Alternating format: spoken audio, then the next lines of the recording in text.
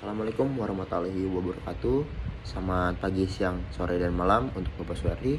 Perkenalkan, nama saya Marcelo Jonathan dari Universitas Negeri Jakarta, Fakultas Ekonomi dan Bisnis, Prodi S1 Manajemen kelas D. Video ini saya buat dalam rangka menyelesaikan ujian akhir semester dengan membuat proposal bisnis. Oke, langsung saja kita masuk ke dalam presentasi saya mengenai proposal bisnis saya. Oke. Baik, untuk proposal bisnis saya sendiri menggunakan produk yang bernama Crumble Coco dengan slogan Simple Food. Oke. Latar belakang dari bisnis proposal ini adalah tren konsumsi cemilan di Indonesia yang menunjukkan peningkatan yang signifikan, terutama di kalangan generasi muda dan masyarakat urban yang memiliki gaya hidup serba cepat. Cemilan tidak lagi hanya sekedar mengejar lapar, melainkan juga bagian dari gaya hidup dan sarana untuk mencari kebahagiaan instan. Berbagai inovasi produk cemilan terus bermunculan, mulai dari cemilan tradisional hingga modern, yang mengedepankan rasa, tekstur, dan kemasan yang menarik. Lanjut ke rumusan masalah.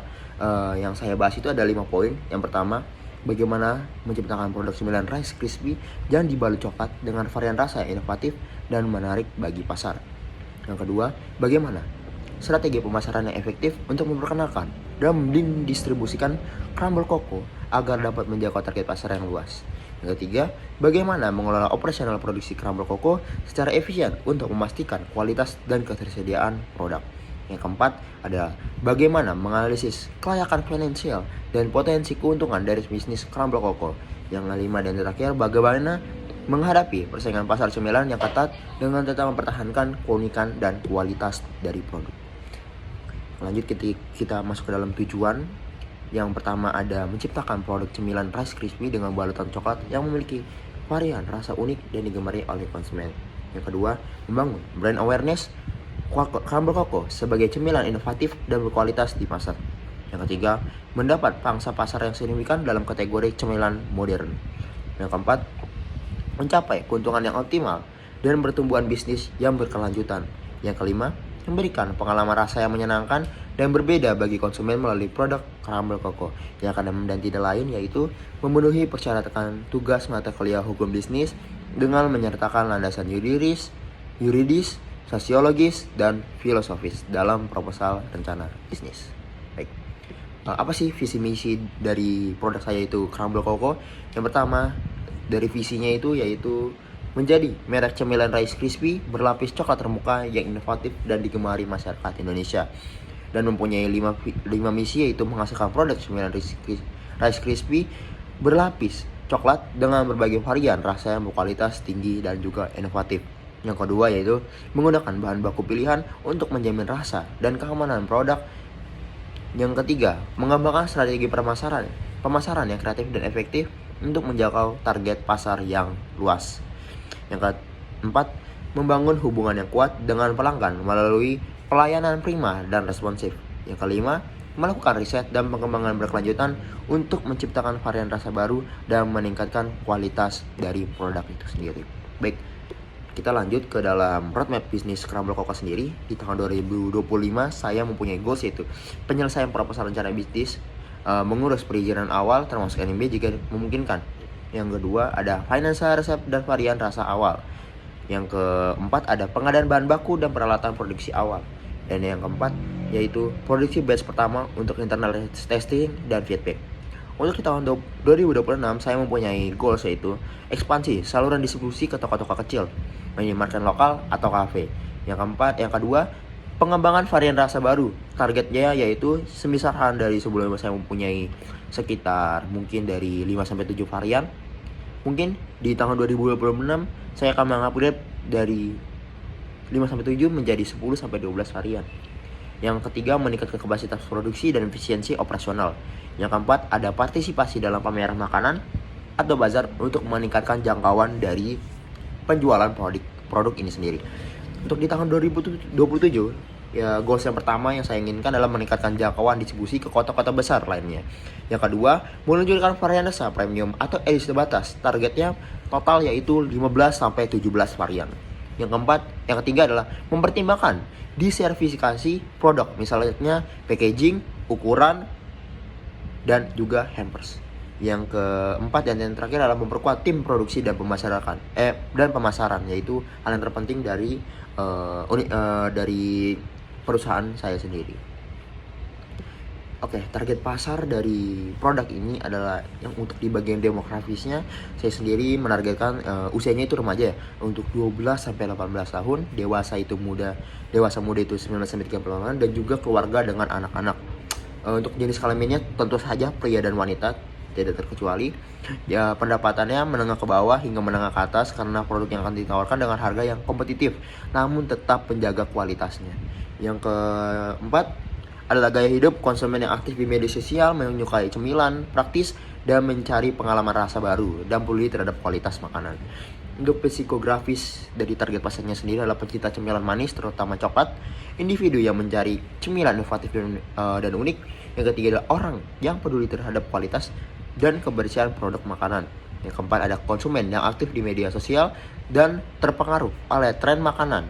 Yang kelima, mencari cemilan untuk teman bersantai, belajar, dan juga bekerja. Oke, untuk strategi pemasarannya sendiri, dari produknya, kualitasnya itu pasti menjamin kualitas bahan baku dan proses produksi untuk menghasilkan produksinya lezat, higienis, dan aman dikonsumsi. Untuk produknya sendiri, varian rasa, terus melakukan riset dan pengembangan. Untuk kemasannya, mendesain kemasan yang unik, informatif, dan juga praktis. Untuk daya tahannya, memastikan produk memiliki masa simpan yang memadai tanpa mengurangi kualitas dari produk itu sendiri. Untuk harganya sendiri, kami mengedepankan harga yang kompetitif, menunjukkan harga yang bersaing dengan produk cemilan sejenisnya, namun tetap mencerminkan kualitas yang premium. Yang kedua adalah strategi penetapan harga, menggunakan strategi cost plus pricing pada tahap awal, kemudian beralih ke value based pricing seiring dengan peningkatan brand awareness. Yang ketiga adalah diskon dan juga promosi, menawarkan diskon untuk pembelian dalam jumlah besar, paket hemat, atau promo pada momen-momen tertentu, misalnya hari raya, peluncuran varian baru.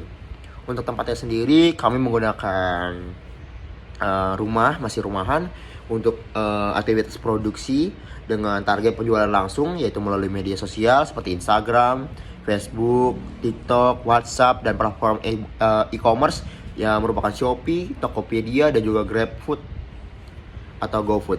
Untuk kemitraannya sendiri, kami menjalin kerjasama dengan toko cemilan, minimarket lokal, kafe, atau reseller lainnya. Untuk eventnya sendiri, kami berpartisipasi dalam pameran makanan, bazar, atau food festival untuk meningkatkan visibilitas dan penjualan. Yang keempat adalah kantor atau sekolah, menjajaki peluang penjualan di kantor atau sekolah. Yang keempat adalah promosi atau promotion. Kami menggunakan media sosial marketing seperti aktif di Instagram, Facebook, dan juga TikTok. Ya, ada influencer marketing menggandeng micro influencer atau food blogger untuk mereview produk kami. Yang ketiga endorsement atau jika anggaran memungkinkan, mempertimbangkan kerjasama dengan influencer atau selebriti.